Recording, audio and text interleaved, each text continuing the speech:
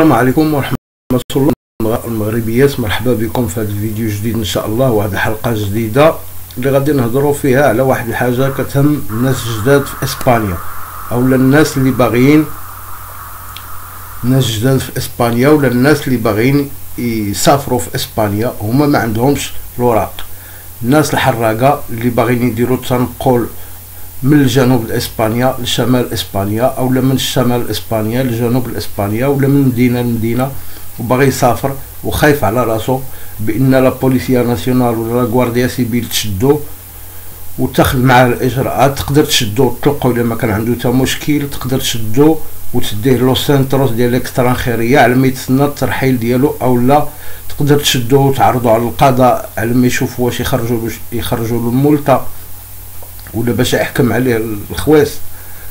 المهم اي واحد كيفكر في السفر والتنقل داخل التراب الاسباني، بنت ولا ولد، مهاجر غير شرعي بدون اوراق، هذا الفيديو غادي يكون ديالك. بقى معايا حتى الفيديو ان شاء الله، كلشي غادي يستافد.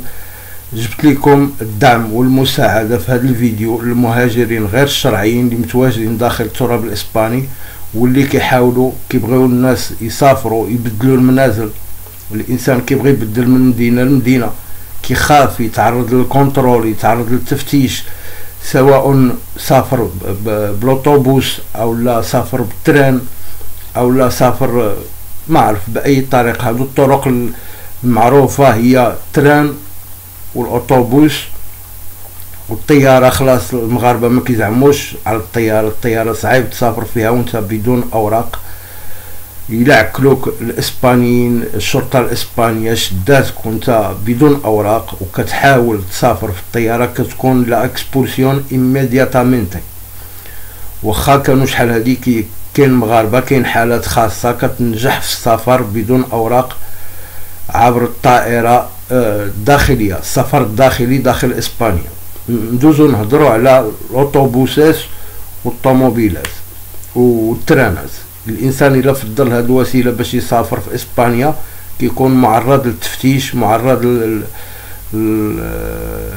الشرطه تطلب منه الاوراق الثبوتيه ديالو، او لا اوراق الاقامه ديالو، او لا اي وثيقه تثبت الهويه ديالو، وهو مهاجر غير شرعي. انت اخي الكريم، اختي الكريمه، مهاجر غير شرعي، يعني خصك وسائل اضمن بانك تسافر في اسبانيا.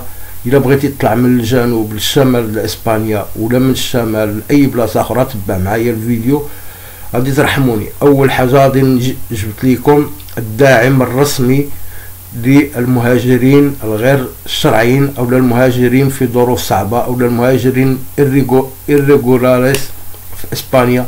جبت لكم الداعم الرسمي من عند الناس المهاجرين غير الشرعيين في باقي انحاء العالم. الداعم الرسمي واللي هو لابليكاسيون، اللي كيعرفها مرحبا به، واللي ما كيعرفهاش يعرف هاد لابليكاسيون او هاد السيت.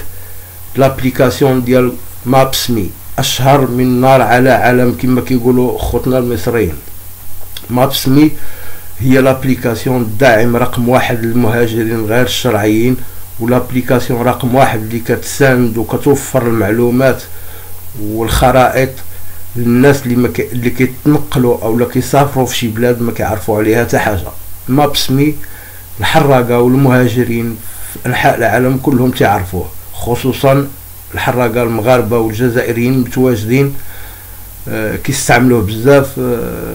الناس اللي كيمشيو لتركيا وكياخذوا طرق البلقان باش يوصلوا للاتحاد الاوروبي، مابس مي هو الداعم الرسمي ديال المهاجرين عبر العالم، مهاجرين غير شرعيين. هذا كنصح اي مهاجر مغربي ولا مهاجره مغربيه جديد في اسبانيا، ولا عنده فتره قصيره في اسبانيا، ما تخطاش هاد لابليكاسيون في التليفون ديالو. هاد السيت دابا نخلي لكم الروابط كلهم في الديسكريبسيون. مابس مي ديرو في التليفون ديالك، كتسارجي فيه الخرائط اللي بغيتي، وكيخدم بلا كونيكسيون. اون فوا كتدخلوا الكونيكسيون نوبه وحده، كتسارجي الخرائط اللي بغيتي ديال المناطق اللي بغيتي، سواء في اسبانيا ولا خارج اسبانيا. ومن بعد ما كتكونش عندك الكونيكسيون، كتكون في ظروف صعبه، كتكون غادي حارق على رجليك، كتكون مكرفص، ما عندكش الفلوس، كتلقى الخرائط اللي كتمكنك بانك تتحرك بصفه سهله داخل التراب الاسباني. مابس.مي هو كما قلت لكم الداعم الرسمي للمهاجرين فين ما كانوا عبر العالم، وكنقدموا لكم خوتي الناس اللي كيعرفوه في اسبانيا مرحبا، والناس اللي ما كيعرفوش هذه الفرصه باش تدعموا راسكم بهاد لابليكاسيون غادي ترحموني عليها اذا درتوها في التليفون. غنخلي لكم الرابط، هذه ليكون ديال لابليكاسيون باش تعقلوا عليه. هذا الموقع ولا هاد لابليكاسيون كتعطيك خرائط بدقه وبجوده عاليه لا يمكنك الاستغناء عنها الا كنتي مهاجر غير شرعي في اسبانيا.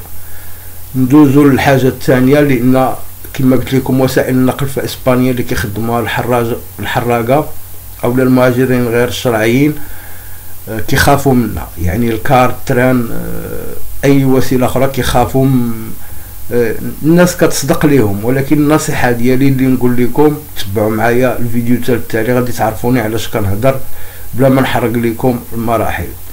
الحاله الاولى ديالنا واللي هي غادي نهضروا على السيت اللي مشهور جدا، السيت اللي هو بلا بلاكار، ولا السيت ديال تشارك السفر عبر السياره. يعني هنا ناس هاد السيت وعنده لابليكاسيون ديالو مشهوره بزاف، ديروه في التليفون ديالكم. هذا كيمكنك تسافر في اسبانيا من اي مدينه لاي مدينه بلا ما تعرض للكونترول، بلا ما تعرض لتفتيش الهويه، فقط كتواصل مع ناس بحالي وبحالك كيديروا عروض ديالهم، كيديروا دي زارتيكل ديالهم بانهم غادي يسافروا مثلا من غرناطه بالعنوان، كيسافر بالطوموبيله ديالو من غرناطه لفيغو، ولا من غرناطه لبيلباو، ولا من غرناطه لسانتاندير، ولا من غرناطه لسوريا، على حسب التراجي اللي داير هاد السيد. كيدير البوست ديالو، كيجيو ناس مهتمين بالعرض كيعاونوه فلوس الكاستوس ديال اللي غادي يخسر في الطريق، كتعاونوا بواحد الثمن رمزي، كيطيح عليك السفر رخيص وكتسافر في ظروف امنه داخل التراب الاسباني كانك مسافر في سياره عائليه، ما كاينش اللي كيوقفك في الطريق. هذا السيت مضمون والناس اللي فيه مضمونين وكيوفروا هذه الخدمه بجوده عاليه. يعني ممكن تسافر من اي منطقه في اسبانيا. ندخلوا بحال دابا نديروا الديبار عندنا، نختاروا شي مدينه ونديروا بحال دابا كاديس. نديروا كاديس، حنا اختارينا منطقه صغيره، نديروا كاديس ها هي، ونديروا ديستيناسيون ولا ييغادا، نديروا مرسيا. حنا نديروا هي بلاصه قريبه مرسيا.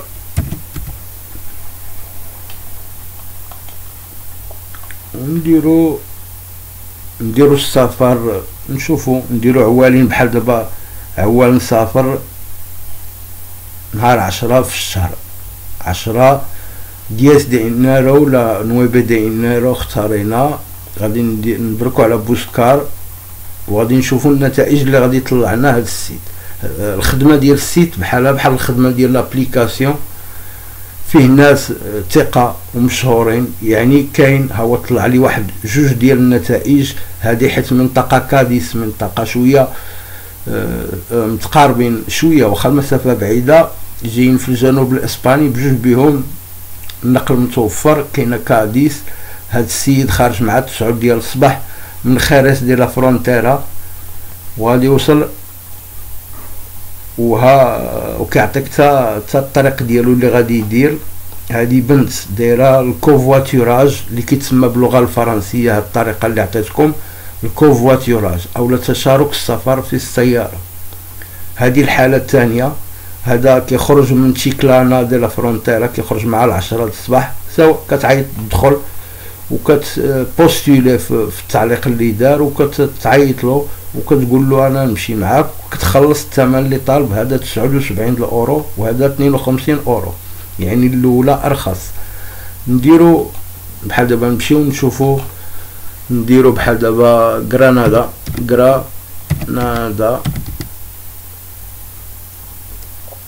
اييه، نديرو هنا بحال دابا بيلباو. يطلع الانسان من الجنوب للشمال بانك مهاجر غير شرعي. نديرو نفس التاريخ، نديرو بوسكار وغادي نشوفو النتائج اللي غادي يطلعوا لنا. نو اي مكاينش بلباو. غنشوفو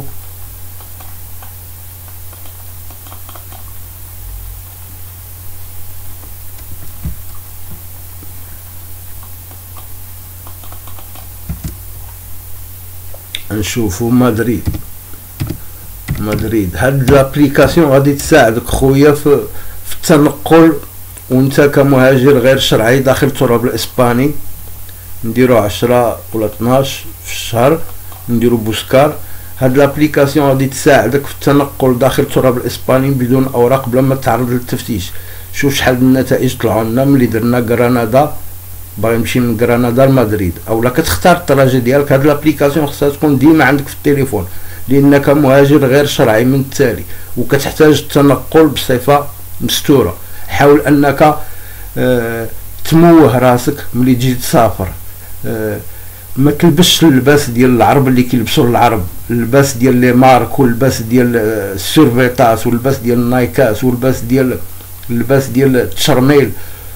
لبس كيما كيلبسوا الاسبانيين، تريكو عادي نقي، قميجه عاديه، سروال جين عادي، سروال عادي. ما تبعدوا من داك لي سيرفيت واللباس اللي كيلبسوا المغاربه والجزائريين، بعدوا منهم ملي تبغيو تسافروا من منطقه لمنطقه.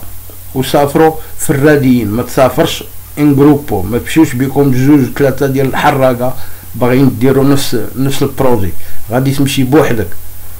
هاد طريقه السفر ديال بلا بلا كار كتفضل انك تكون بوحدك، لابس مزيان نقي، كتبان، حاول تبان في الهيئه ديالك بحال شي اسباني، وحاول تكون طبيعي وتصرف على عادتك وتخلق لك قصه بانك علاش غادي لداك المنطقه باش كتهضر فيها مع داك الشيفور ديال داك الطوموبيل، علاش انت باغي تمشي لداك المنطقه. كتخلق قصه وكتعاودها له، كتمشي كتخلصوا كتعاونوا في واحد فلوس غاستوس ديال السفر وكتمشي. ما كتعرض لا الكونترول، لا بوليسيا ناسيونال، لا غوارديا سيفيل. كتهنى مصدع الراس وكتسافر كانك مسافر في سياره عائليه، سفر شخصي. كتسافر مع اسبانيين، يقدروا يكونوا اسبانيين، كتسافر معاهم بطريقه امنه وكتنجح في الانتقال من الجنوب للشمال اسبانيا باسهل طريقه. نخلي لكم لابليكاسيون في الوصف. لابليكاسيون هي هذه بلا بلا كار، مشهوره جدا، غادي ترحموني عليها. ما كاين، خصها ما تخطاش اي واحد مهاجر غير شرعي في اسبانيا من التليفون ديالو. ندوزو لابليكاسيون الثانيه ولا السيت الثاني واللي هو مفضل حتى هو عندي في المرحله الثانيه، في المرتبه الثانيه، واللي هو اموبينس، واللي هو حتى هو كيعطيك التراجيات ديال الناس كيديروا دي بوست بانهم خارجين من المدينه. نفس المبدا ديال بلا بلا كار كيخدم بنفس المبدا. كتختار التراجي ديالك اللي باغي دير. بحال دابا انا جالس في ويلبا وطلعت لي ويلبا في راسي، بغيت نخوي ونطلع للشمال، غادي نبقى نتنقل بلا بلا كار واموفينس على طول التراجي. ما نركب في الترانات، ما نركب في اوتوبوسات، لان واخا هما كيدوزو الدراري فيهم بدون مشاكل، ولكن كاين حالات ديال الاعتقال اللي كيديو الدراري للسنتروس في حال وكيتسناو فيه الترحيل ديالهم ولا الطرد ديالهم، ولا كيدوزوهم عند القاضي وكيحكموا عليهم بمخالفات لانهم كيتواجدوا داخل التراب الاسباني بصفه غير قانونيه. هذا القانون ديال اسبانيا باش كيحكم على المهاجر الغير شرعي او المهاجر في ظروف صعبه اللي ما عندوش الاوراق. هاد اموفيس هو بحال بلا بلا كار، هو كيمكنك بانك تسافر اون كوفواتوراج افيك الناس اللي عندهم طوموبيلات كيسافروا. بحال دابا دخلنا حنا درنا في هاد السيت، قلنا له ورينا شنو كاين، دخلنا هنايا قال لك هذا خارج هاد الصباح، خارج من اراسينا وغادي سيرفيا، هذا خارج مع 9 الصباح. هاد الصباح هادو لي ديبار اللي كاينين بروغرامي هاد الصباح. ناس عاديين بحالي وبحال دابا هادي بنت سميتها لورينا خارجه مع 10 الصباح من تريمب وغاديه كويادو بيالبا. كل هذا خارج من فيغو غادي سيلانوفا. كل واحد منين خارج. هذا لو كوفواتوراج. لو كوفواتوراج باللغه الفرنسيه ولا compartir su vehículo ولا su coche con otra persona باللغه الاسبانيه، لان هادو السيتات اللي كيمكنوك انت كمهاجر غير شرعي فقط تهلا في الهندان ديالك ولبس مزيان وهدر مزيان، وحاول تنقص من اللغه العربيه ديال المشرملين، وحاول تنقص من اللغه العربيه اللي حاول تهدر كلمات بالاسبانيه واخا ما كتعرفش. اختار عليك واحد القصه وسافر بطريقه امنه في اي منطقه في اسبانيا. هذا اموفينس، غنخلي لكم حتى هو لابليكاسيون ديالو.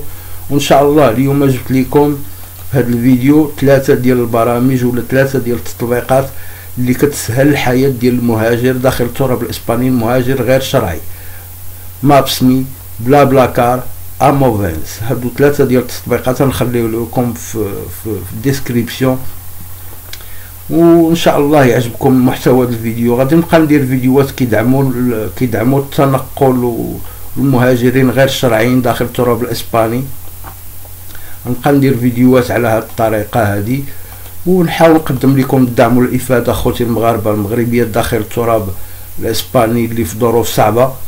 ان شاء الله الفيديو يكون عجبكم. ما تنساش اخي الا كنتي اول مره كتشوف الفيديو ديالنا دعمنا بواحد لايك وتعليق واشترك في القناه باش يوصلك الجديد. كنحاولوا نقدموا المساعده للمهاجرين المتواجدين داخل التراب الاسباني. هاد 3 ديال التطبيقات، واكيد اخي ما خصهاش تزول من التليفون ديالك بتاتا، على الاقل دير 2 فيهم. مابسمي ضروري خصو يكون عندك في التليفون لانك تعتبر حراق مهاجر بلا اوراق، والمهاجرين بلا اوراق مابسمي كيعتقهم بزاف ديال الحالات. ما كاين لا جوجل ماب ولا اي حاجه اخرى. مابسمي كيخدم بلا كونيكسيون وسهل في الخدمه وما معقدش وما كيتقلش التليفون. بلا بلا كار كذلك يمكنك بانك تسافر بحريه. داك لا ليبرتا ديال الموفيمينتو اللي كيمنعك منها القانون الاسباني، لان القانون الاسباني كيقول لك عندك حريه التنقل، ولكن بما انك مهاجر غير شرعي راه ما بقاتش عندك حريه التنقل في القانون الاسباني. يعني بلا بلا كار كيوفر لك واحد الحريه التنقل باثمنه رمزيه وفي ظروف امنه نوعا ما، كتبعد على شوي على المراقبه ديال رجال الشرطه. كما كان الحال كنفضل انا بلا بلا كار لانه معروف. وفي حاله الا ما فهمتيلوش خدم اموبينس حتى هو شويه مزيان. وهذا ما كان خوتي في هذا الفيديو. تحيه طيبه ونتلاقاو في الفيديو الجاي ان شاء الله. وهذا ما كان. السلام عليكم.